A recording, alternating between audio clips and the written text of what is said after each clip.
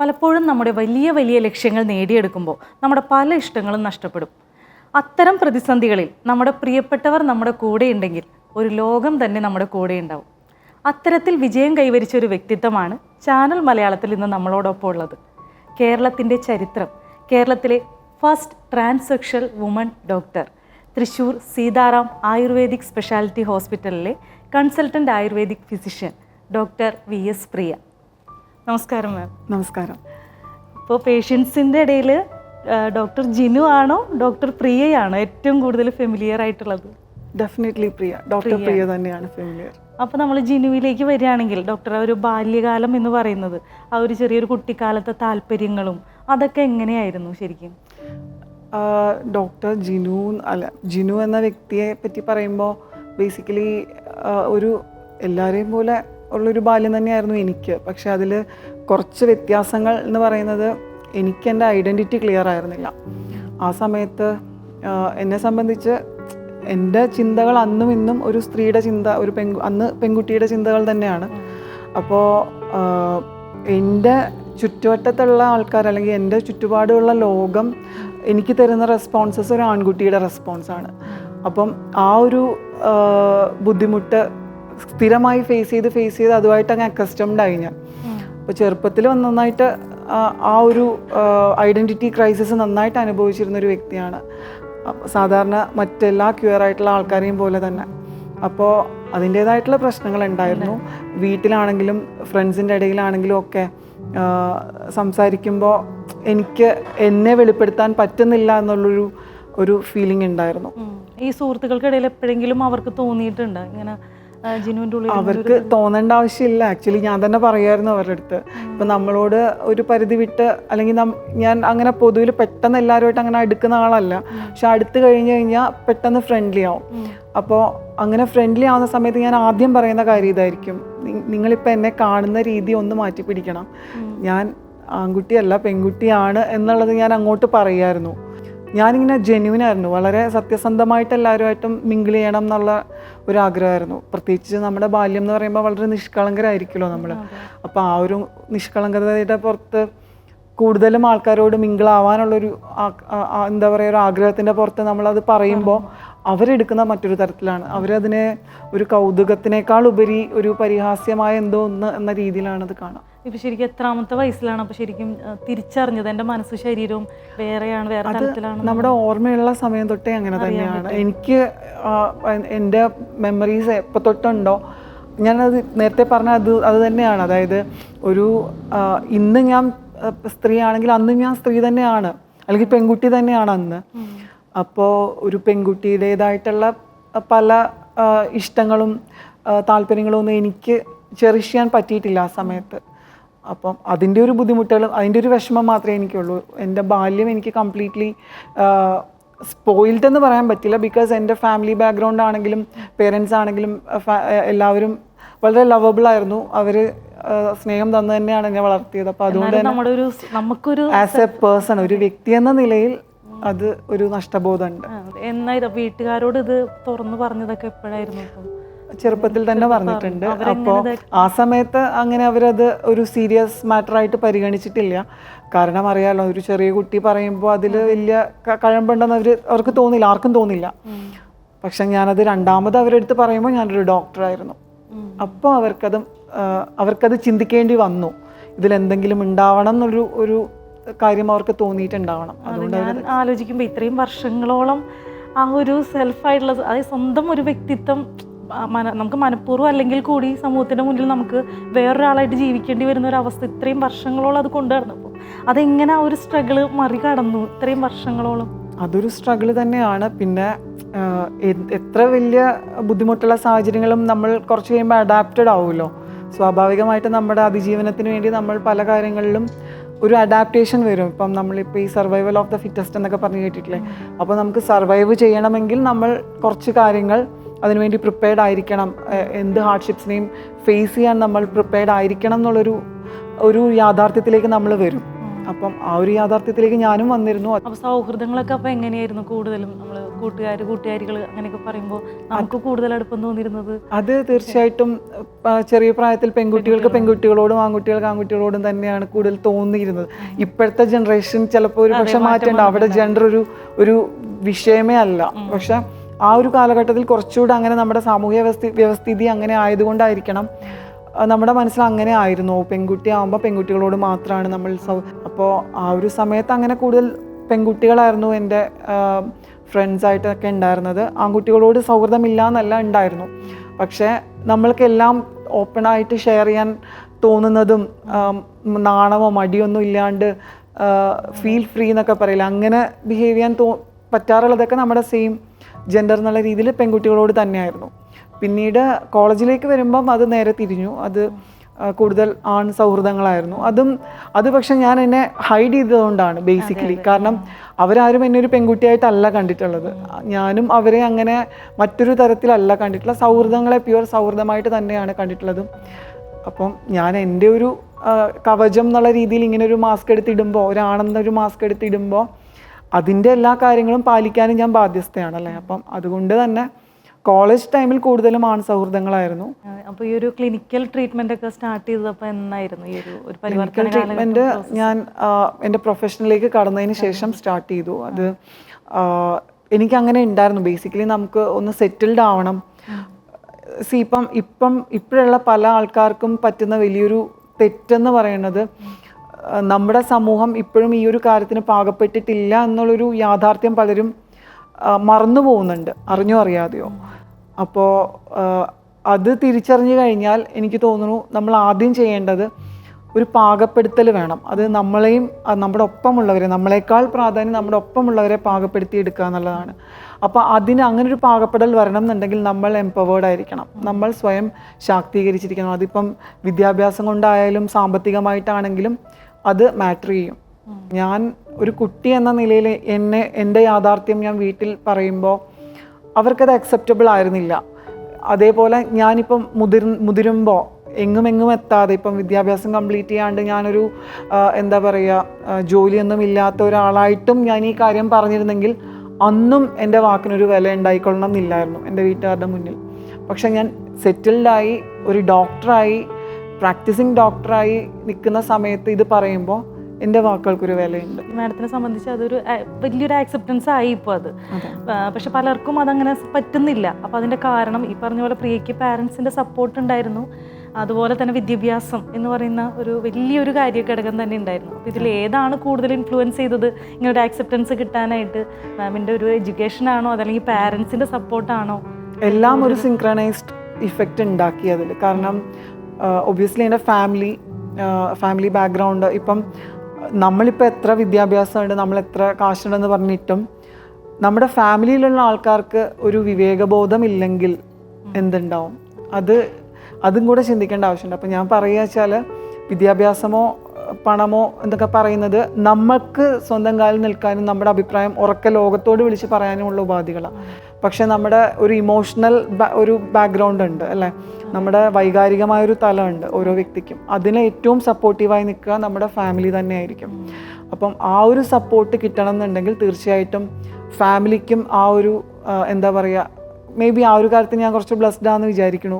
കുറച്ച് എന്താ പറയുക, ഇപ്പം അങ്ങനെ ഒരു മനസ്സിലാക്കാത്ത, ഇപ്പം സാമൂഹ്യ സ്ഥിതി മാത്രം പ്രൈഡ് മാത്രം നോക്കിയിട്ട് സമൂഹത്തിൽ എൻ്റെ അവസ്ഥ, ഞങ്ങളുടെ കുടുംബത്തിൻ്റെ അവസ്ഥ എന്താവും എന്ന് ആലോചിച്ച് വേവലാതിപ്പെടുന്ന ഒരു ഫാമിലി ആയിരുന്നെങ്കിൽ ഒരു പക്ഷേ ഇങ്ങനത്തെ ഒരു പോസിറ്റിവിറ്റിയിലേക്ക് എനിക്ക് വരാൻ പറ്റുമായിരുന്നില്ല. അവർ സമൂഹത്തിൽ അവരുടെ സ്റ്റാറ്റസിനേക്കാൾ അവർ പ്രാധാന്യം കൊടുത്ത് അവരുടെ കുട്ടിക്കാണ്, whether it be boy or girl. അത് എൻ്റെ കുട്ടിയാണ്, എൻ്റെ മകളാണ് എന്നുള്ളൊരു തിരിച്ചറിവിൽ അവർ പെരുമാറിയത് കൊണ്ടല്ലേ എനിക്കത് സാധിച്ചത്. അതെ. അപ്പോൾ ഈ സർജറി പ്രോസസ്സൊക്കെ നടന്നുകൊണ്ടിരിക്കുമ്പോൾ ഒരുപാട് ഘട്ടങ്ങളില്ലേ ഇതിന്? അപ്പോൾ എത്ര സമയം എടുത്തു ഇതിലേക്ക് പരിപൂർണമായിട്ട് എത്തിച്ചേരാൻ? അത് ഒരു പ്രൊലോങ്ഡ് പ്രൊസീജിയറാണ്. നമ്മൾ ബേസിക്കലി ഇപ്പോൾ ട്രാൻസ് എന്നൊക്കെ പറയുമ്പോൾ, അല്ലെങ്കിൽ ഈ ഒരു ബിഗ് സ്പെക്ട്രം, ഇതൊരു സ്പെക്ട്രമാണ് ബേസിക്കലി. നമ്മളിപ്പം സെക്ഷുവാലിറ്റി ഒരു സ്പെക്ട്രമാണ്, ജെൻഡർ ഒരു സ്പെക്ട്രമാണ്, ഓരോ കാര്യങ്ങളെയും ഒരു സ്പെക്ട്രമായിട്ടാണ് പറയുക. അതായത് ഇപ്പം നമുക്ക് വേർതിരിച്ചിട്ട്, ഇപ്പം ജെൻഡർ എന്ന് പറയുമ്പം ആണ് പെണ്ണ് എന്ന് പറഞ്ഞിട്ട് വേർതിരിച്ച് പറയാൻ പാകത്തിനുള്ളൊരു ബൈനറി അല്ല, ബൈനറി സിസ്റ്റം അല്ല. ബൈനറി എന്ന് വെച്ചാൽ രണ്ട്, ദ്വിത്വം എന്ന് പറയും നമ്മൾ. അപ്പം ആ ഒരു രണ്ടെന്ന് നിൽക്കുന്ന ഒരു സിസ്റ്റം അല്ല ഇത്. ഇതൊരു സ്പെക്ട്രം. നമ്മളിപ്പോൾ മഴവില്ലിൽ 7 നിറങ്ങളുണ്ടെന്ന് പറയുന്നുണ്ട്. അപ്പം നമ്മൾ നേരിട്ട് പ്രകാശത്തെ കാണുമ്പോൾ അത് ഒറ്റ നിറമായിട്ടാണ് കാണുന്നത്. അപ്പോൾ നമുക്കത് ഒറ്റ നിറയേ ഉള്ളൂ എന്ന് നമുക്ക് വാദിക്കാം. പക്ഷെ അത് റിയാലിറ്റി അങ്ങനെയല്ല. അതിനുള്ളിൽ ഈ പറഞ്ഞതെല്ലാം അടക്കം ചെയ്തിട്ടുണ്ട്. പ്രകൃതി അങ്ങനെയാണ്. അതുപോലെയാണ് ജെൻഡർ എന്ന് പറയുന്നതും സെക്ഷുവാലിറ്റി എന്ന് പറയുന്നതൊക്കെ. നമുക്ക് പുറമേ നോക്കുമ്പോൾ ഇതിൽ രണ്ടെണ്ണേ ഉള്ളൂ എന്ന് തോന്നും. പക്ഷേ അത് പ്രകൃതി അത് ഒരുക്കി വെച്ചിരിക്കുന്നത് ഈ രണ്ടിൽ പലതായിട്ടാണ്. അപ്പം അത് നമ്മളത് അംഗീകരിക്കാൻ നമുക്കൊരു പ്രയാസമുണ്ട്. കാരണം നമ്മളത് ലേൺ ചെയ്ത് വെച്ചിരിക്കുന്നത്, നമ്മൾ പഠിച്ചു വെച്ചിരിക്കുന്നത് രണ്ടേ ഉള്ളൂ എന്നാണ്, അല്ലേ? അപ്പോൾ അത് നമ്മളിത് മനസ്സിലാക്കി വരാൻ ഒരു പക്ഷേ ചിലപ്പോൾ ഒരു ലൈഫ് ടൈം തന്നെ നമുക്ക് വേണ്ടി വന്നു എന്ന് വരും. അത് പ്രത്യേകിച്ച് എസ്പെഷ്യലി നമ്മുടെ ഈ ഒരു സമൂഹത്തിൽ. കാരണം നമ്മളത് അതിനെപ്പറ്റി ഒരു അടിസ്ഥാനപരമായ ഒരു വിദ്യാഭ്യാസത്തിൽ നമ്മളത് ഉൾപ്പെടുത്തിയിട്ടില്ല. ഈ പറയുന്ന സെക്സ് എഡ്യൂക്കേഷൻ എന്ന് പറയുന്നത് മാൻഡേറ്ററി ആക്കിയിട്ടില്ല. അപ്പം അത് ഒരു വലിയ അഭാവമാണ് നമ്മുടെ ക്ലാസ്സുകളൊക്കെ എടുക്കാൻ ഞാൻ എടുക്കാറുണ്ട്. അപ്പോൾ ഏതൊക്കെ വിഷയങ്ങളാണ് കടന്നു പോകാറ് ക്ലാസ്സുകൾ? ഞാൻ ക്ലാസ് എടുക്കാൻ ആക്ച്വലി ഞാൻ ഒരു പോസ്റ്റ് ഗ്രാജുവേറ്റ് ആണ്. ഞാൻ മുമ്പ് ഗസ്റ്റ് ലെക്ചറായിട്ട് ആയുർവേദിക് മെഡിക്കൽ കോളേജസിൽ പഠിപ്പിച്ചിട്ടുള്ള എക്സ്പീരിയൻസ് എനിക്കുണ്ട്. പക്ഷെ ഞാനിപ്പോൾ അങ്ങനെ ആയുർവേദം എന്നുള്ള രീതിയിൽ എൻ്റെ പ്രൊഫഷനല്ല ഞാനിപ്പോൾ ക്ലാസ് എടുക്കാറുള്ളത്. ഞാൻ ഒബ്വിയസ്ലി ഈ പറഞ്ഞ ജെൻഡർ സെൻസിറ്റൈസേഷൻ ക്ലാസ്സസ് ആണ് കൂടുതലും എടുക്കാറുള്ളത്. കാരണം അതെൻ്റെ ഒരു റെസ്പോൺസിബിലിറ്റി ആയിട്ട് ഞാൻ കാണുന്നുണ്ട്. കാരണം അറിയാമല്ലോ, ഈ ഒരു ആൾക്കാരുടെ അവയർനെസ് ഇല്ലായ്മ കൊണ്ട് ഏറ്റവും അധികം ബുദ്ധിമുട്ടുന്ന ഒരു വിഭാഗം ആൾക്കാർ നമ്മുടെ ഇടയിലുണ്ട്. അപ്പോൾ അവരെ സംബന്ധിച്ച് എനിക്ക് അവർക്ക് കൊടുക്കാൻ പറ്റുന്ന ഒരു സപ്പോർട്ട് എന്ന് പറയുന്നത് തീർച്ചയായിട്ടും ഇങ്ങനെയുള്ളൊരു അവയർനെസ് ക്യാമ്പയിൻ നടത്തുക എന്നുള്ളത് തന്നെയാണ്. കുട്ടികളോടൊപ്പം തന്നെ പാരൻസിനും ഇത് കൊടുക്കാറുണ്ട്? തീർച്ചയായിട്ടും. എനിക്ക് ധാരാളം കോളുകൾ വരാറുണ്ട്, ഹോസ്പിറ്റലിൽ എൻക്വയറീസ് വരാറുണ്ട്, പേഷ്യൻസ് ആയിട്ട് വരാറുണ്ട്. ഏറ്റവും കൂടുതൽ സ്ട്രഗിൾ ചെയ്യുന്നതല്ലേ നമ്മുടെ മനസ്സ് ശരീരം രണ്ടായിട്ട് നിൽക്കുക എന്ന് പറയുമ്പോൾ. മനുഷ്യന്മാരായി കഴിഞ്ഞാൽ പല സ്ട്രഗിൾ ഉണ്ടാവും. എനിക്ക് തോന്നുന്നു അതിൽ ഏറ്റവും വലിയൊരു ഘടകമാണെന്ന് തോന്നി ഈ ഒരു സ്ട്രഗിൾ എന്ന് പറയുന്നത്. സ്ട്രഗിൾ എന്നോ പീഡനമെന്നോ ശിക്ഷ എന്നോ എന്ത് വേണമെങ്കിലും പറയാം. കാരണം അത്രയും നമ്മൾ എന്താ പറയുക, ഇപ്പം ഒരു മറ്റ് സാധാരണ ജീവിതം ജീവിക്കുന്ന ആൾക്കാരെ സംബന്ധിച്ച് ഇത് അവരുടെ ചിന്തയ്ക്ക് അപ്പുറത്ത് നിൽക്കുന്ന ഒരു കാര്യമാണ്. അതുകൊണ്ടാണ് പലപ്പോഴും നമ്മൾ ഈ സോഷ്യൽ മീഡിയയിലൊക്കെ വന്നു കഴിഞ്ഞാൽ ഇങ്ങനെയുള്ള ആൾക്കാരുടെ പ്രൊഫൈലുകളിലോ അല്ലെങ്കിൽ അവരെന്തെങ്കിലും ഒരു ഫോട്ടോ ഇട്ടാലോ വീഡിയോ ഇട്ടാലോ എന്തിട്ടാലും അതിൻ്റെ താഴെ വന്നിട്ട് കുറേ അസഭ്യം പറയുന്ന ആൾക്കാരുണ്ടാവും. അവരെ സംബന്ധിച്ച് അവർക്കൊന്നും ഈ കാര്യങ്ങളൊന്നും ചിന്തിക്കാൻ പോലും പറ്റാത്ത ഒരു തലത്തിൽ നിൽക്കുന്ന വിഷയങ്ങളാണ്. പ്രത്യേകിച്ച് ഞാൻ നേരത്തെ പറഞ്ഞ പോലെ തന്നെ നമ്മുടെ സമൂഹത്തിൽ ഉണ്ടാക്കി വെച്ചിട്ടുള്ള ഒരു നോഷനുണ്ട്, ഒരു മുൻധാരണകളുണ്ട്. ചില ആൾക്കാർ പറയും ഇത് തെറ്റാണ്, കുറ്റാണ്, പാപമാണ്. അങ്ങനത്തെ ഒരു പാപബോധം ഉണ്ടാക്കി വെച്ചിരിക്കുന്ന കുറേ കമ്മ്യൂണിറ്റീസ് ഉണ്ടാവും. അപ്പം അങ്ങനെയുള്ള ആൾക്കാരെയൊക്കെ സംബന്ധിച്ച് അവർക്ക് ഇത് അവരുടെ ചിന്തകളെ അല്ലെങ്കിൽ അവരുടെ ആചരണങ്ങളെയൊക്കെ ബാധിക്കുന്ന ഒരു സാമൂഹിക വിപത്താണ് എന്ന രീതിയിലൊക്കെ ഈ കാര്യങ്ങളെ ഹാൻഡിൽ ചെയ്യുന്നവരുണ്ട്. അപ്പോൾ അവരെയൊക്കെ സംബന്ധിച്ചാണ് ഇങ്ങനത്തെ അവർ ഈ ഒരു ലൈഫിനെ പറ്റി ചിന്തിക്കില്ല, അവരാലോചിക്കില്ല. ഈ ഒരു പാർട്ടിൽ ഈ ഒരു വേഷത്തിലേക്ക് വന്ന് നിന്നാൽ അവർ എക്സ്പീരിയൻസ് ചെയ്യാൻ പോകുന്ന ഭീകരമായിട്ടുള്ള കാര്യങ്ങൾ എന്തൊക്കെയായിരിക്കും എന്നുള്ള ചിന്ത അവർക്കില്ല. അവർ വിചാരിക്കുന്നത് ഞങ്ങളുടെ നോർമൽസി ഇതാണ്, അപ്പോൾ ഇതിൽ മറ്റെല്ലാവരും ജീവിക്കാൻ ബാധ്യസ്ഥരാണ്, അല്ലാത്തതെല്ലാം അബ്നോർമലാണ്, തെറ്റാണ്, അസുഖമാണ്, മാനസിക രോഗമാണ് എന്നൊക്കെയാണ് അവർ ധരിച്ചു വെക്കുന്നത്. അതൊരു മാനസിക രോഗമാണെന്നുണ്ടെങ്കിൽ ആധുനിക വൈദ്യശാസ്ത്രം എന്തിനാ അതിനെ സപ്പോർട്ട് ചെയ്യണം? ഇതൊരു മാനസികാവസ്ഥയാണ്, അല്ലെങ്കിൽ ഒരു സൈക്കോളജി അല്ലെങ്കിൽ ഒരു കൗൺസിലിങ്ങിലൂടെ ഇത് ശരിയാക്കാൻ പറ്റും എന്നൊക്കെ ഒരു തെറ്റിദ്ധാരണ സൊസൈറ്റിക്ക് ഉണ്ട്. അപ്പോൾ അതാണ് ഞാൻ ചോദിക്കാൻ വരുന്നത്, ഇതൊരു അങ്ങനത്തെ ഒരു അവസ്ഥയല്ല ഇത് എന്നുള്ളത്, അല്ലേ? ഇങ്ങനെ ഈ അസഭ്യവർഷം നടത്തുന്ന ആൾക്കാരുണ്ടല്ലോ, കമൻസിലൂടെയൊക്കെ വന്നിട്ട് അവർ പറയുന്ന ഒരു പോയിന്റ് ഇതാണ്, ഇങ്ങനെയുള്ളവർക്ക് ഇവരെ ഇങ്ങനെ ആഘോഷിക്കുകയല്ല വേണ്ടത്, ഇവർക്ക് ട്രീറ്റ്മെൻറ്റ് കൊടുക്കുകയാണ് വേണ്ടത്, കൗൺസിൽ ചെയ്ത് ഇവരെ നോർമലാക്കി എടുക്കുകയാണ് വേണ്ടതെന്നൊക്കെ അവർ വന്ന് കമൻറ്റ് ചെയ്യാറുണ്ട്. ആക്ച്വലി അവരുടെയൊക്കെ പ്രൊഫൈൽ നോക്കിക്കഴിഞ്ഞാൽ ചിലപ്പം വല്ല എഞ്ചിനീയേഴ്സും അത്യാവശ്യം വിവരവും വിദ്യാഭ്യാസമൊക്കെ ഉള്ള ആൾക്കാർ തന്നെ ആയിരിക്കാം. അപ്പം അതിനുണ്ടാവാനുള്ള മെയിൻ റീസൺ എന്ന് പറയുന്നത് ഇവർക്ക് രണ്ടാമതൊന്നും ചിന്തിക്കാൻ പറ്റുന്നില്ല. ബേസിക്കലി മോഡേൺ വൈദ്യശാസ്ത്രം അല്ലെങ്കിൽ ആധുനിക വൈദ്യശാസ്ത്രം ഡെവലപ്പ് ചെയ്യുന്നത് പല വ്യത്യസ്തമായിട്ടുള്ള നിരീക്ഷണങ്ങളും പരീക്ഷണങ്ങളും എല്ലാം പ്രാക്ടിക്കലി അപ്ലൈ ചെയ്തുകൊണ്ട് തന്നെയാണ്, അല്ലേ?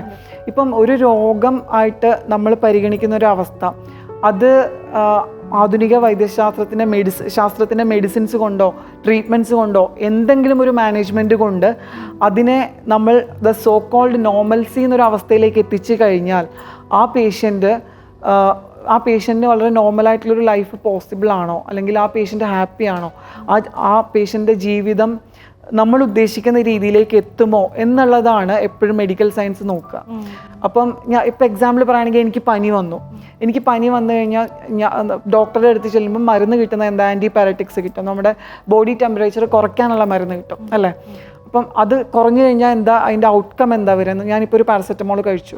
അപ്പോൾ ആ ഒരു പാരസെറ്റമോൾ കഴിച്ചുകൊണ്ട് എൻ്റെ ശരീരത്തിൽ എന്താ മാറ്റം ഉണ്ടാകുന്നത്? പെട്ടെന്ന് ടെമ്പറേച്ചർ കുറയുന്നു, എൻ്റെ ആ ഒരു ഡിസിനസ് മാറുന്നു, ക്ഷീണം മാറുന്നു, ഞാൻ കുറച്ചുകൂടെ ആക്റ്റീവ് ആവുന്നു, പഴയ ആ ഒരു നോർമൽസിയിലേക്ക് വരുന്നു, ലൈഫ് ഈസി ആവുന്നു. ഇതാണ് അതിൻ്റെ ഫൈനൽ ഔട്ട്കം അല്ലേ.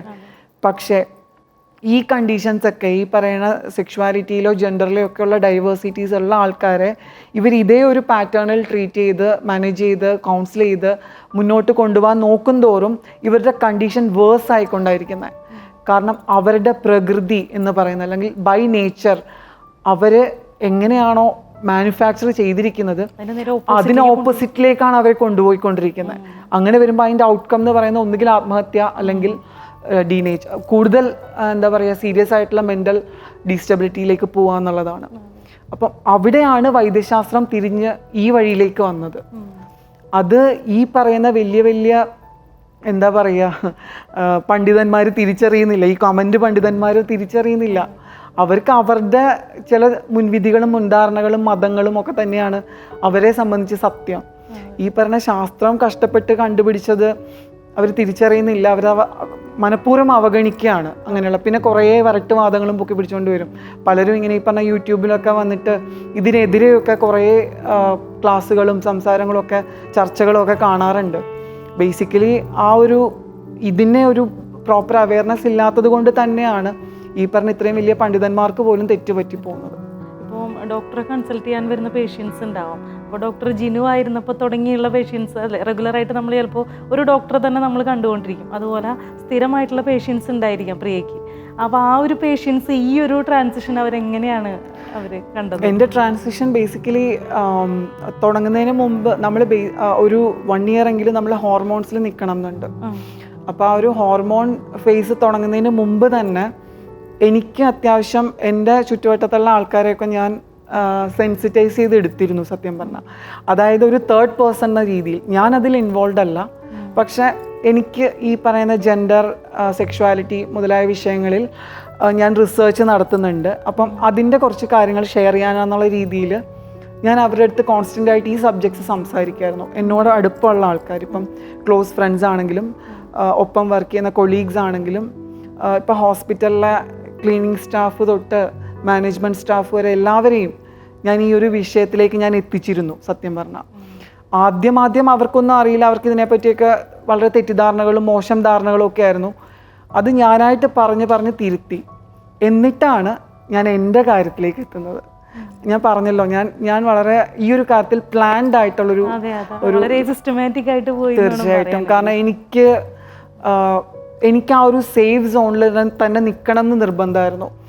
ഞാൻ എൻ്റെ സന്തോഷത്തിന് വേണ്ടി ചെയ്യുന്ന കാര്യങ്ങൾ ചെയ്ത് ഫൈനൽ ഔട്ട്കം വരുമ്പോൾ എനിക്കിഷ്ടമുള്ളതെല്ലാം എൻ്റെ കൂടെ ഉണ്ടാവണം എന്ന് എനിക്കുണ്ടായിരുന്നു. എനിക്ക് തോന്നുന്നു പലരും ഇത്രയും മെച്ചുവേർഡായിട്ട് ചിന്തിക്കാത്തതാവുമല്ലേ ഇതൊരു വീണ്ടും അവർ അത് കൂടുതൽ ഈ ഒരു വിഷയം എന്ന് വെച്ചാൽ കുറച്ചുകൂടെ വൈകാരികമാണ്. നമ്മളെപ്പോഴും വൈകാരിക വിഷയങ്ങളിലെല്ലാം അല്ലെങ്കിൽ ഇമോഷണൽ ആയിട്ടുള്ള ടോപ്പിക്സ് ഒക്കെ വരുമ്പോൾ നമ്മൾ ഇമ്പൾസീവ് ആയിരിക്കും, പെട്ടെന്ന് എടുത്തു ചാടിയുള്ള തീരുമാനങ്ങളിലേക്ക് നമ്മൾ പോകും.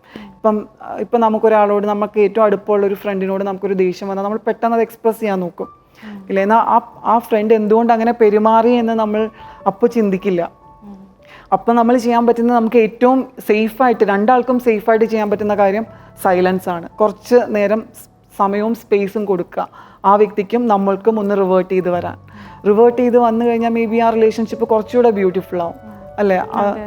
അപ്പം ആ ഒരു രീതിയിലാണ് ഞാൻ ഈ വിഷയത്തെയും സമീപിച്ചത്. അപ്പം എന്നെ ഇഷ്ടപ്പെടുന്നവർ, ഞാൻ ഇഷ്ടപ്പെടുന്നവരെല്ലാം എൻ്റെ ലൈഫ് ലോങ്, അതിപ്പം എന്ത് കാരണം കൊണ്ടാണെങ്കിലും എന്ത് കാര്യം കൊണ്ടാണെങ്കിലും എന്നോടൊപ്പം ഉണ്ടാവണം എന്ന് എനിക്കുണ്ടായിരുന്നു. ഇതിപ്പോൾ ഈ ഒരു ഡോക്ടർ പ്രിയ ആയിട്ട് നിൽക്കുമ്പോൾ ഇതൊരു ന്യൂ ബോൺ ആയിട്ടാണോ അല്ലെങ്കിൽ ഒരു റീബോൺ ആയിട്ടാണോ തോന്നുന്നത്, ഒരു പുനർജന്മമായിട്ടാണോ അതോ എൻ്റെ വേറൊരു ഇത് പുനർജന്മവും റീബോൺ ആയിട്ടൊന്നല്ല എനിക്ക് തോന്നിയത് ഫ്രീഡം ആയിട്ടാണ്, സ്വാതന്ത്ര്യമായിട്ടാണ് തോന്നിയത്. കാരണം പ്രിയ തന്നെയാണ്. എന്താ പറയുക, ചെറുപ്പം മുതൽ ഇപ്പം വരെ പ്രിയയ്ക്ക് മാറ്റമൊന്നുമില്ല. പ്രിയ അന്നും ഇന്നും വളരെ എന്താ പറയുക, ഒരു ക്രിയേറ്റീവ് മൈൻഡ് എന്ന് വേണമെങ്കിൽ എനിക്ക് പറയാം. കുറച്ച് കലാവാസനകളും കുറച്ച് ക്രിയേറ്റിവിറ്റിയും ഒക്കെ ഉള്ള ഒരു സ്ത്രീയാണ്, ഒരു പെണ്ണാണ് ഞാൻ. അപ്പോൾ എന്നെ സംബന്ധിച്ച് സംഭവിച്ച മാറ്റങ്ങൾ കുറച്ച് നമ്മുടെ പുറമേയുള്ള കുറച്ച് എക്സ്പ്രഷൻസിൽ മാത്രമേ കുറച്ച് മാറ്റങ്ങൾ വന്നിട്ടുള്ളൂ. അല്ലാണ്ട് ബേസിക്കലി ചിന്തിക്കുന്ന ആ വ്യക്തി അന്നും ഇന്നും ഒരാൾ തന്നെയാണ്. അപ്പം ഉണ്ടായ മാറ്റം എന്ന് വെച്ചാൽ ആ വ്യക്തിക്ക് സ്വാതന്ത്ര്യം കിട്ടി എന്നുള്ളതാണ്. ഒരു വലിയ പ്രിസൺ അല്ലെങ്കിൽ വലിയൊരു ജയിലിൽ നിന്ന് മോചിതയായി, അതാണ് സംഭവിച്ചത്. നമുക്കത് കേൾക്കുമ്പോൾ തന്നെ വല്ലാത്തൊരു സന്തോഷം തോന്നും. എപ്പോഴെങ്കിലും ഈ ട്രാൻസ്ജെൻഡർ എന്നൊരു ടൈറ്റിൽ നിൽക്കുമ്പോൾ അതെപ്പോഴെങ്കിലും ഒന്ന് അസ്വസ്ഥത ഉണ്ടാക്കിയിട്ടുണ്ടോ? കാരണം എപ്പോഴും നമ്മൾ സ്ത്രീ ആയിട്ടാണ് നമ്മളെപ്പോഴും നമ്മൾ കാണുന്നത്. ഇപ്പോൾ അത് പരിപൂർണ്ണമായിട്ട് അങ്ങനെ ആവുകയും ചെയ്തു. ഇനിയും ആ ഒരു ടൈറ്റിൽ വരുമ്പോൾ അതെപ്പോഴെങ്കിലും ഒരു അസ്വസ്ഥത ഉണ്ടാക്കിയിട്ടുണ്ടോ മനസ്സിലായി? ബേസിക്കലി ഇപ്പം തുടക്കത്തിൽ ഞാൻ ആ ജയിലിൽ ഇരിക്കുമ്പോൾ, നേരത്തെ പറഞ്ഞ ആ ഒരു ജയിലിൽ ഇരിക്കുമ്പോൾ, ജയിലെന്ന് ഞാൻ ഉദ്ദേശിക്കുന്നത് എൻ്റെ പ്രീവിയസ് ബോഡിയാണ് കേട്ടോ. അപ്പോൾ ആ ഒരു ശരീരത്തിൽ ഇരിക്കുമ്പോൾ നമ്മളെ സംബന്ധിച്ച് ഞാനിതല്ല, ഇപ്പം സംസ്കൃതത്തിൽ പറയുകയാണെങ്കിൽ ഇതം ന മമ എന്ന് പറയും അല്ലേ.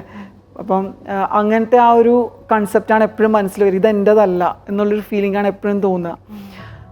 അപ്പം നമ്മളെ സംബന്ധിച്ച് അതല്ലാതിരിക്കുന്ന എന്തും നമുക്ക് സ്വീകാര്യമാണ്. അപ്പം ഇപ്പോൾ ട്രാൻസ്ജെൻഡർ എന്നൊക്കെ പറഞ്ഞാലോ അല്ലെങ്കിൽ എന്ത് പറഞ്ഞാലും ഒന്നും എനിക്കത്, ഞാൻ അപ്പോൾ ഉള്ള അവസ്ഥയേക്കാൾ കൂടുതൽ എനിക്ക് സ്വീകാര്യമായിരുന്നു അത്. ബേസിക്കലി നമ്മൾ എങ്ങനെയാണോ അങ്ങനെ തന്നെ ആവുമ്പോൾ പിന്നെ നമ്മൾ ഇതിനെപ്പറ്റി ഒന്നും ചിന്തിക്കുക തന്നെ ഇല്ല. അതാണ് സംഭവിക്കുക. ഇപ്പം എന്നെ സംബന്ധിച്ച് ഞാൻ ഈ ജെൻഡർ സെൻസിറ്റൈസേഷൻ ക്ലാസ്സസ് എടുക്കാൻ പോകുമ്പോഴോ അല്ലെങ്കിൽ ഇങ്ങനെ ഇൻ്റർവ്യൂസ് കൊടുക്കുമ്പോഴോ അങ്ങനെയുള്ള അവസരങ്ങളിലല്ലാതെ ഞാനിങ്ങനെ മാറി ചിന്തിക്കാറില്ല. എന്നെ സംബന്ധിച്ച് ഞാനൊരു സാധാരണ സ്ത്രീയാണ്, ഒരു സാധാരണ സ്ത്രീയുടെ ജീവിതം ജീവിച്ച് അനുഭവിച്ചുകൊണ്ടിരിക്കുന്ന ഒരു വ്യക്തിയാണ്. അപ്പോൾ ഇങ്ങനെയുള്ള ചിന്തകൾ, ട്രാൻസ്ജെൻഡർ, ട്രാൻസ്സെക്ഷൽ അല്ലെങ്കിൽ LGBTIQ എന്നൊക്കെ പറയുന്നത് എന്നെ സംബന്ധിച്ച് ഇപ്പോൾ ഒരു അക്കാഡമിക് സബ്ജക്റ്റാണ്. ഈ പേര് ആരാണ് അപ്പോൾ സജസ്റ്റ് ചെയ്തത്, പ്രിയ എന്നുള്ള പേരിലേക്ക് വരാൻ? പ്രിയ എന്ന പേര് ഞാനും എൻ്റെ കസിൻ സിസ്റ്ററും ഒക്കെ ആയിട്ടിരുന്ന് ആലോചിച്ച് എടുത്തൊരു, ആദ്യം മറ്റൊരു പേരായിരുന്നു ആലോചിച്ചിരുന്നത്. പക്ഷെ അത് ആക്ച്വലി ആ ജിനു എന്ന പേരുമായിട്ട് സാമ്യമുള്ളൊരു പേര് ആവാം എന്ന് ഒരു ധാരണയിൽ ജാനകി എന്നൊരു പേരിലേക്കാണ് ആദ്യം പോയിരുന്നത്. പക്ഷെ പിന്നീട് ആലോചിച്ചപ്പോൾ വേണ്ട, ഇപ്പം പേരിടുമ്പോൾ കുറച്ചുകൂടെ എന്താ പറയുക, പ്ലസൻ്റ് ആയിട്ടുള്ള, കുറച്ചുകൂടെ ഒരു നമുക്ക് കേൾക്കുന്നവർക്ക് അതുകൊണ്ടൊരു പ്രിയം തോന്നണം അല്ലേ. മാമിൻ്റെ ഒരു ഇൻ്റർവ്യൂവിൽ ഞാൻ കേട്ടായിരുന്നു, അതായത് കല്യാണാലോചന വന്നിരുന്ന സമയത്ത്, ജിനു ആയിരുന്ന സമയത്ത് കല്യാണാലോചന വന്നപ്പോൾ എനിക്ക് പെണ്ണെ അന്വേഷിക്കുന്നതിന് പകരം എന്നെ നിങ്ങളൊരു സ്ത്രീ ആക്കൂ എന്ന് പറഞ്ഞിരുന്നു എന്ന് പറഞ്ഞു. അപ്പോൾ ഇപ്പം എങ്ങനെയാണ് ആ ഒരു പ്രൊസീഡിങ്സ്, കല്യാണം, അതിനെ പറ്റിയൊക്കെ ചിന്തിച്ചു തുടങ്ങി? കല്യാണം ഇപ്പം വിവാഹം എന്ന് പറയുമ്പോൾ ഞാനതിനെതിരൊന്നുമല്ല. പക്ഷേ എൻ്റെ ഒരു വിവാഹ സങ്കല്പം എന്ന് പറയുന്നത് കുറച്ച് ഡിഫറെൻ്റ് ആണ്. അതായത് പൊതുവിൽ ഇപ്പം നമ്മുടെ സമൂഹത്തിൽ നടക്കുന്ന ഒരു രീതി എന്ന് പറയുന്നത്, രണ്ട് കുടുംബങ്ങൾ ആലോചിച്ച് ജാതി മതമൊക്കെ നോക്കി, ജാതകവും, ഇപ്പം ഹിന്ദുസൊക്കെ ആണെങ്കിൽ ജാതകവും ഒക്കെ നോക്കി എല്ലാം കൂടെ ഒരുമിച്ച് കൂട്ടി ചേർത്ത് വെക്കുകയാണ് ചെയ്യുക അല്ലേ. പക്ഷെ എന്നെ സംബന്ധിച്ച് വിവാഹം അല്ലെങ്കിൽ ഒരു പാർട്ട്നേർഡ് ലൈഫ് എന്ന് കുറച്ചുകൂടെ ബെറ്ററായിട്ട് പറയുകയാണെങ്കിൽ ഒരു പാർട്ട്നേർഡ് ലൈഫ് എന്നുള്ളതാണ് കുറച്ചുകൂടെ ഒരു സേഫ് എന്ന് എനിക്ക് തോന്നുന്നു. കാരണം ഇപ്പോൾ രണ്ട് വ്യക്തികൾ ഒരുമിച്ച് ഇടപഴകി അടുത്ത് സുഹൃത്തുക്കളായി, അവർക്ക് പരസ്പരം ഇഷ്ടം തോന്നി, ലൈഫ് ലോങ് ഈ വ്യക്തി എൻ്റെ കൂടെ വേണം എന്ന് തോന്നുന്ന ആ ഒരു പോയിൻ്റാണ് അവർക്ക് ആ പാർട്ട്നർ ലൈഫിലേക്ക് കടക്കാം എന്നുള്ളൊരു പോയിന്റ് എന്നാണ് എനിക്ക് തോന്നാറുള്ളത്. അത് വിവാഹ ജീവിതം എന്നൊക്കെ പറഞ്ഞ് തരം താഴ്ത്താണ്ട് നമുക്കത് ഒരു എൻ്റെ പങ്കാളി എന്ന രീതിയിൽ മുന്നോട്ട് പോകുക എന്നുള്ളതാണ്. അത് തീർച്ചയായിട്ടും എനിക്കും ഇഷ്ടമുള്ള കാര്യം തന്നെയാണ്. പിന്നെ എൻ്റെ ഫാമിലിയെ സംബന്ധിച്ച് അവർ ഈ പറഞ്ഞ പോലെ അവർക്ക് ആ ഒരു ആശങ്ക ഉണ്ടാവും, മേ ബി ഫ്യൂച്ചറിൽ ഞാൻ ഒറ്റപ്പെട്ട് പോകുമോ അങ്ങനത്തെ ഒക്കെ ഒരു പേടി ഉണ്ടാവും. അപ്പോൾ അതുകൊണ്ട് തന്നെ അമ്മ ഇടയ്ക്ക് പറയാറുണ്ട്, കല്യാണത്തെ പറ്റി ആലോചിക്കണം, ഞങ്ങൾ ആലോചിക്കണോ എന്നൊക്കെ ചോദിച്ചിട്ട് അമ്മ 1-2 ആലോചനകളൊക്കെ ഇപ്പോൾ കൊണ്ടുവന്നിട്ടുണ്ടായിരുന്നു. പക്ഷെ ഞാനത് സ്നേഹപൂർവ്വം അത് തിരസ്കരിച്ചു. കാരണം എന്താ വെച്ചാൽ എൻ്റെ ഒരു കൺസെപ്റ്റ് ഇങ്ങനെയാണ്, ഒരിക്കലും നമ്മൾ അറേഞ്ച് ചെയ്തെടുക്കേണ്ട ഒരു കാര്യമല്ല ഇത്, നമുക്ക് തോന്നി ഉണ്ടാവേണ്ട ഒരു കാര്യമാണ്. അപ്പം എന്നെ സംബന്ധിച്ച് എൻ്റെ ഒരു പങ്കാളി എന്ന കൺസെപ്റ്റ് ഇങ്ങനെയാണ്. അത് തീർച്ചയായിട്ടും ഞാൻ ആഗ്രഹിക്കുന്നുണ്ട്. ഒരു കുടുംബജീവിതം, കുട്ടി എന്നൊക്കെ പറയുന്നത് എനിക്കും ആഗ്രഹമുള്ള കാര്യം തന്നെയാണ്. അത് ഉണ്ടായി വരികയാണെങ്കിൽ ഉണ്ടായിക്കോട്ടെ, ആ ഒരു നാച്ചുറൽ പ്രോസസ്സിൽ ഉണ്ടായിക്കോട്ടെ എന്ന് തന്നെയാണ് ആഗ്രഹം. പിന്നെ ഈ പറഞ്ഞ പോലെ ഈ ഒരു ഫേസിലൂടെ കടന്നു പോകുന്ന ഒരുപാട് കുട്ടികളുണ്ടാവും നമ്മുടെ സമൂഹത്തിൽ. അപ്പോൾ ഇവരെ സ്കൂൾ ടൈം ആയാലും ഒക്കെ ശരി, ഇവരെ ചുറ്റുമുള്ള സമൂഹമായാലും അല്ലെങ്കിൽ കുട്ടികൾക്കായാലും ഇവരുടെ സുഹൃത്തുക്കൾക്കായാലും പാരൻസിന് വരെ ഇവരെങ്ങനെ കൈകാര്യം ചെയ്യണം, ഈ ഒരു ഐഡൻറ്റിറ്റി അറിയുമ്പോൾ അവരൊരു ട്രാൻസ് വ്യക്തിത്വമാണെന്ന് അറിഞ്ഞു കഴിയുമ്പോൾ ഇവരെ കൈകാര്യം ചെയ്യുന്ന കാര്യത്തിൽ ചെറിയ കൺഫ്യൂഷൻസ് ഉണ്ടാവും. എങ്ങനെ ഇത് പരിഹരിക്കാൻ പറ്റും, അല്ലെങ്കിൽ എങ്ങനെ ഇടപഴകണം ആ ഒരു സമയത്ത്? ബേസിക്കലി ഇങ്ങനത്തെ ഒരു സാഹചര്യത്തെ നമ്മൾ ഫേസ് ചെയ്താൽ നമ്മൾ പെട്ടെന്നൊന്ന് പതറിപ്പോവും. കാരണം ഇന്നലെ വരെ എൻ്റെ കൂടെ ഇത്രയും സൗഹാർദ്ദവും കാണിച്ച എൻ്റെ ബെസ്റ്റ് ഫ്രണ്ടായിട്ട് നിന്നൊരു വ്യക്തി ഇന്ന് രാവിലെ വന്നിട്ട് എൻ്റെ അടുത്ത് പറയുകയാണ്, ഞാൻ ഒരു ജെൻഡർ ഡൈവേഴ്സ് ആയിട്ടുള്ളൊരു വ്യക്തിയാണ്, അല്ലെങ്കിൽ ഒരു സെക്ഷുവാലിറ്റിയിൽ ഡൈവേഴ്സ് ആയിട്ടുള്ളൊരു വ്യക്തിയാണ്, ഒരു ലെസ്ബിയൻ ആണ്, ഒരു ഗേ ആണ്, ഒരു ട്രാൻസ്ജെൻഡർ ആണ് എന്നൊക്കെ പറഞ്ഞു കഴിഞ്ഞാൽ പെട്ടെന്ന് അത് കേൾക്കുന്ന ആൾ ഒന്ന് പതറിപ്പോകും. അപ്പം അതിൽ എങ്ങനെയാണ് റിയാക്ട് ചെയ്യേണ്ടതെന്ന് ചോദിച്ചു കഴിഞ്ഞാൽ മേ ബി ആദ്യത്തെ ആ ഒരു പതർച്ച നമുക്ക് മനസ്സിലാക്കാം. പക്ഷേ ആ പതർച്ച നമ്മൾ കണ്ടിന്യൂസ് ആയിട്ട് ആ വ്യക്തിയോട് കാണിക്കുന്ന റെസ്പോൺസിൽ ആ പതർച്ച കാണിച്ചുകൊണ്ടിരുന്നു കഴിഞ്ഞാൽ ആ വ്യക്തിക്ക് അത് അലോസരം ഉണ്ടാക്കും. അപ്പോൾ തീർച്ചയായിട്ടും ഓൾറെഡി ആ വ്യക്തി നിങ്ങളെ അത്രയും ട്രസ്റ്റ് ചെയ്തിട്ടായിരിക്കും നിങ്ങളോട് ഓപ്പൺ അപ്പ് ആവുന്നത് ആ വ്യക്തിയുടെ റിയാലിറ്റിയെ പറ്റി. അപ്പോൾ അങ്ങനെ റിയാലിറ്റിയെ ഓപ്പൺ അപ്പ് ആക്കുന്ന സമയത്ത് നമ്മളിങ്ങനെ വല്ലാത്തൊരു എക്സ്പ്രഷൻ ഇട്ടിരുന്ന് കഴിഞ്ഞ് കഴിഞ്ഞാൽ അവർക്കത് കൂടുതൽ സ്ട്രെസ്സ് കൂട്ടുകയാണ് ചെയ്യുക. അവർ പറഞ്ഞ തെറ്റായിപ്പോയോ, ഞാൻ ഇയാളെ ട്രസ്റ്റ് ചെയ്തത് മോശമായിപ്പോയോ എന്നൊക്കെയുള്ളൊരു വല്ലാത്തൊരു കൺഫ്യൂഷൻ ഉണ്ടാവും. അപ്പം എപ്പോഴും ഈ ഒരു കാര്യം ഡീൽ ചെയ്യേണ്ടത് വളരെ നോർമലായിട്ട് സിമ്പിളായിട്ട് ഡീൽ ചെയ്യാണ് വേണ്ടത്. കാരണം ഒന്നാമത്തെ കാര്യം, ഈ വിഷയങ്ങളൊന്നും എന്താ പറയുക പ്രകൃതിക്ക് വിരുദ്ധമാണെന്നോ അല്ലെങ്കിൽ എന്തെങ്കിലും വലിയ പാതകമാണെന്നോ എന്നുള്ള ചിന്താഗതിയൊക്കെ ഉണ്ടെങ്കിൽ അതൊന്ന് മാറ്റി വെക്കുക. കാരണം ഇന്നലെ വരെ നിങ്ങളോട് ബിഹേവ് ചെയ്തൊരു വ്യക്തിയാണത്. ഇന്നലെ വരെ നിങ്ങൾക്കില്ലാത്തൊരു പ്രശ്നം ഇനി ഇത് പറഞ്ഞതുകൊണ്ട് ഉണ്ടായിക്കൊള്ളണം എന്നില്ല, അല്ലേ? അപ്പോൾ ഇന്നലെ വരെ അല്ലെങ്കിൽ അത് പറയുന്ന നിമിഷത്തിന് തൊട്ട് മുന്നേ വരെ നിങ്ങൾ എങ്ങനെ അയാളോട് സംസാരിച്ചോ, എങ്ങനെ നോക്കിയോ, എങ്ങനെ ചിരിച്ചോ, എങ്ങനെ വഴക്ക് കൂടിയോ അത് തന്നെ കണ്ടിന്യൂ ചെയ്യുക. സ്പെഷ്യൽ പരിഗണനകളോ സിമ്പതികളോ ഒന്നും ആവശ്യമില്ല. അത് ആ സിമ്പതികൾ വരുമ്പോഴാണ് അതൊരു ഏച്ച് കെട്ടിയ റിലേഷൻഷിപ്പായി മാറുക. അപ്പം അല്ലെങ്കിൽ ഇപ്പോൾ ചായയുടെയും കോഫിയുടെയും എക്സാമ്പിൾ പറയാം. ഗ്രീഷ്മയ്ക്ക് ഇപ്പം ഇഷ്ടം കോഫിയാണ്, എനിക്ക് ടീ ആണ് ഇഷ്ടം എന്ന് വെച്ചിട്ട് നമ്മൾ തമ്മിലുള്ള സംഭാഷണത്തിലോ നമ്മുടെ സൗഹൃദത്തിലോ അല്ലെങ്കിൽ നമ്മുടെ ബന്ധങ്ങളിലോ ഒന്നും അതൊരു വ്യത്യാസവും വരുത്തുന്നില്ലല്ലോ. സിമിലർ കണ്ടെക്സ്റ്റാണിതും.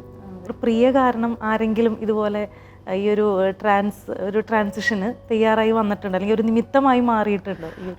നിമിത്തം എന്ന് വെച്ചാൽ എന്നോട് പലരും പറയാറുണ്ട്. ഇപ്പോൾ എന്താ പറയുക, ഇപ്പോൾ അടുത്ത് MBBS കംപ്ലീറ്റ് ചെയ്തൊരു കുട്ടി ഉണ്ടായിരുന്നു.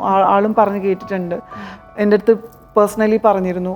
ആൾ എൻ്റെ വീഡിയോസൊക്കെ ആളുടെ അമ്മയെ പേരൻസിനെയൊക്കെ കാണിക്കാറുണ്ടായിരുന്നു, വളരെ ഇൻസ്പയറിംഗ് ആയിരുന്നു എന്നൊക്കെ പറയാറുണ്ട്. പിന്നെ ഈ ഒരു ഫേസിലൂടെ കടന്നു പോകുന്നവർ ഇപ്പോൾ ഇതിൻ്റെ സർജറിക്കായാലും വലിയ എക്സ്പെൻസാണ്, വലിയൊരു നീണ്ടൊരു പ്രോസസ്സുമാണ് ഇതിൽ പോകുന്നത്.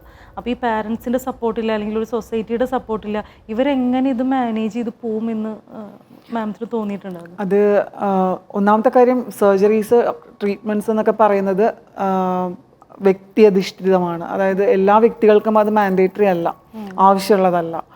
കാരണം ചില ആൾക്കാരെ ഇപ്പം ഞാൻ പറഞ്ഞല്ലോ, ഇതൊരു സ്പെക്ട്രമാണ്. ഇപ്പോൾ ട്രാൻസ്ജെൻഡർ എന്ന് പറയുന്നത് പോലും ഒരു അംബ്രല്ല ടേമാണ്. അതൊരു സ്പെക്ട്രം തന്നെയാണ്. അതിലും കുറേ കാര്യങ്ങൾ ഇൻവോൾവ് ആണ്. അപ്പോൾ അതിൽ ഇപ്പം ബയോളജിക്കൽ സെക്സ് ഒന്നും, എന്നാൽ ജെൻഡർ ഇപ്പോൾ ഒരു പക്ഷേ നോൺ ബൈനറി ആവാം. നോൺ ബൈനറി എന്ന് വെച്ചാൽ സ്വയം ആണെന്നോ പെണ്ണെന്നോ ഉള്ളൊരു തിരിച്ചറിവിൽ ഇല്ലാതിരിക്കുന്ന അവസ്ഥ. ഇത് രണ്ടും അല്ല, ഞാൻ ഇതിലൊന്നും പെടുന്നതല്ല എന്നുള്ളൊരു കോൺഷ്യസ്നെസ് ആണ്. അപ്പം അങ്ങനെയുള്ള ആൾക്കാരുണ്ടാവാം. സ്വന്തം ബോഡിയിൽ കോൺഫിഡൻ്റ് ആയിട്ടുള്ള ആൾക്കാർ, സ്വന്തം ശരീരത്തിൽ ഓക്കെയാണ്, അവർക്ക് ജസ്റ്റ് ജെൻഡർ എക്സ്പ്രഷൻസ് മാത്രം ഓപ്പോസിറ്റ് ജെൻഡറിൻ്റെ ഉണ്ടായിക്കൊള്ളണം എന്നുള്ള ആൾക്കാരുണ്ട്. അപ്പം അങ്ങനെ വ്യത്യസ്തമായിട്ടുള്ള വെറൈറ്റി ആയിട്ടുള്ള പല ആൾക്കാരും ഉണ്ട്. അപ്പം ഇവരെ എല്ലാവരെയും സംബന്ധിച്ച് ഈ പറഞ്ഞ ട്രീറ്റ്മെൻറ്റ്സോ സർജറീസോ ഒന്നും മാൻഡേറ്ററി അല്ല. അവർക്ക് ജസ്റ്റ് ചിലപ്പം ഒരു ക്രോസ് ഡ്രസ് ചെയ്ത് തന്നെ അവർക്ക് ജീവിക്കാൻ പറ്റും, മേ ബി. അത് ഏറ്റവും സേഫ് സൈഡാണ്. അതായത് ഈ പറഞ്ഞ പോലെ ഈ ട്രീറ്റ്മെൻറ്റ്സിലേക്കോ സർജറീസിലേക്കോ ഒക്കെ പോവാന്ന് പറയുന്നത് അത് ഈ ഒരു സ്പെക്ട്രത്തിൻ്റെ എക്സ്ട്രീമാണ്. അതായത് നമ്മുടെ സെക്സും നമ്മുടെ ബയോളജിക്കൽ സെക്സും നമ്മുടെ സൈക്കോളജിക്കൽ ജെൻഡറും രണ്ടും തികച്ചും വിഭിന്നമായി നിൽക്കുന്ന അവസ്ഥയിൽ മാത്രമേ നമുക്കിതൊക്കെ വേണ്ടി വരുന്നുള്ളൂ. അപ്പോൾ അങ്ങനെയുള്ളവരെ സംബന്ധിച്ച് തീർച്ചയായിട്ടും ഇതൊരു ഹിമാലയൻ ടാസ്ക് തന്നെയാണ്. സമയം, സാമ്പത്തികം, ഇതെല്ലാം ഇൻവോൾവ് ആയിട്ടുള്ള ക്ഷമ, വേദനകൾ സഹിക്കാനുള്ള ഒരു എന്താ പറയുക, ആ ഒരു സഹനശേഷി, ഇതെല്ലാം ഇൻവോൾവ് ആയിട്ടുള്ളൊരു പ്രൊസീജിയറാണ്. നമുക്കിപ്പം ഇന്ന് വിചാരിച്ചാൽ നാളെ ഒരു സുപ്രഭാതം പൊട്ടി വിടരുമ്പോൾ നമുക്കൊരിക്കലും നമ്മുടെ ഈ പറയുന്ന ഒന്നും ചേഞ്ച് ചെയ്യാൻ പറ്റില്ല. അതിന് സമയം വേണം, വർഷങ്ങൾ വേണം. സപ്പോർട്ടായിട്ടുള്ള ഒരു കമ്മ്യൂണിറ്റി ഉണ്ടോ സത്യത്തിൽ? ഇപ്പം കമ്മ്യൂണിറ്റിയേക്കാൾ ഉപരി ഞാൻ പറയുക വെച്ചാൽ ഫാമിലീസ് സപ്പോർട്ടീവായിട്ട് നിന്ന് കഴിഞ്ഞാൽ വേറെ ഒന്നും വേണ്ട നമുക്ക്.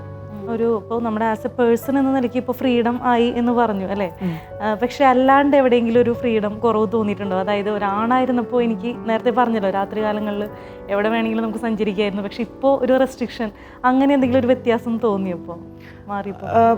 സാമൂഹ്യ തലത്തിൽ നോക്കുമ്പോൾ വ്യത്യാസമുണ്ട്. ഈ പറഞ്ഞ പോലെ കുറച്ചുകൂടെ റെസ്ട്രിക്റ്റഡ് ആയിട്ട് എനിക്ക് ഫീൽ ചെയ്യാറുണ്ട്. പക്ഷെ ഒരു വ്യക്തി എന്ന നിലയിൽ നോക്കുമ്പോൾ ഞാൻ കൂടുതൽ സ്വാതന്ത്ര്യത്തിലാണെന്ന് തന്നെ എനിക്ക് തോന്നാറുള്ളത്. എന്നെ സംബന്ധിച്ച് ഇപ്പോഴും ഞാൻ സിനിമയ്ക്ക് പോകാറുണ്ട്. ഇപ്പോഴും ഈ പറഞ്ഞ പോലെ വൈകിട്ട് ഇപ്പം എറണാകുളത്തൊക്കെ പോകേണ്ടി വന്നു കഴിഞ്ഞാൽ ചിലപ്പോൾ ലേറ്റായിട്ട് വരേണ്ടി വരാറുണ്ട്. അപ്പം അങ്ങനെയൊക്കെ വരുമ്പോൾ എനിക്കങ്ങനെ, പ്രത്യേകിച്ച് നമ്മുടെ കേരള സമൂഹത്തിൽ അത്രയും ഒരു വലിയ പ്രശ്നമായിട്ട് അതെനിക്ക് ഫീൽ ചെയ്തിട്ടില്ല. മേ ബി നമ്മുടെ ഈ ഒരു മധ്യ കേരളം കുറച്ചുകൂടെ ബെറ്റർ ആണെന്ന് തോന്നുന്നു ആ ഒരു കണ്ടീഷനിലൊക്കെ. എന്താണ് ഇനി പ്രിയയുടെ അടുത്തൊരു സ്വപ്നം എന്ന് പറയുന്നത്? വാട്ട്സ് നെക്സ്റ്റ് എന്ന് ചോദിച്ചു കഴിഞ്ഞാൽ വാട്ട്സ് നെക്സ്റ്റ് എന്ന് ചോദിച്ചാൽ സന്തോഷമായിട്ട് ജീവിക്കുക ഓരോ നിമിഷവും. കാരണം നമ്മളെ സംബന്ധിച്ച് ഇപ്പം കഴിഞ്ഞ ഒരു കാലഘട്ടം, ഇപ്പം ഞാൻ പറഞ്ഞു എൻ്റെ ബാല്യം, അതിനി എനിക്ക് തിരിച്ചു കിട്ടില്ല. പ്രിയ എന്ന വ്യക്തിക്ക് ഇനി ബാല്യമില്ല അല്ലേ. അതേപോലെ ഇനി വരുന്ന ഫ്യൂച്ചർ, പ്രിയയുടെ വാർദ്ധക്യം എങ്ങനെയാണെന്നുള്ളതും പ്രിയയുടെ കയ്യിലല്ല.